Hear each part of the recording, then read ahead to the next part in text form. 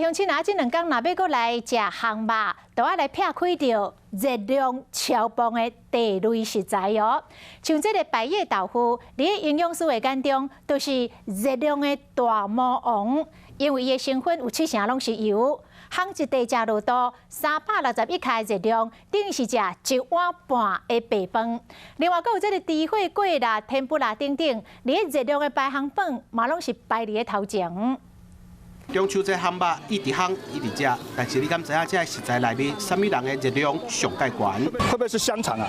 不是，不是，那猪心吗？香肠吧，香肠吧。其实这高热量的头一名是这白泡泡、幼绵绵的百叶豆腐，因为伊的成分有70%拢是油，烘一条185公克就有361卡路里，差不多是碗半的白饭。切面看那个百叶豆腐，它是有很多孔洞的。烤肉的过程中，大家在刷酱的时候，它的吸收能力会特别好。那通常如果你刷了1汤匙的烤肉酱，可能会多差不多有400毫克的钠含量，可以高达一整天可以摄取的1/6。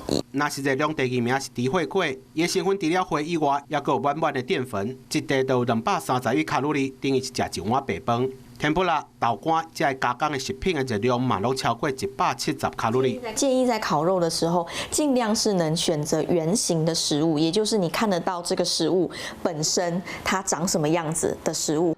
营养师嘛提醒讲，一顿的热量尽量控制，唔通超过600卡路里。买当用海产、蔬菜来代替加工食品，也是肉类，才袂廉价、hiệu丸、会油、会疼、会压，拢总称悬。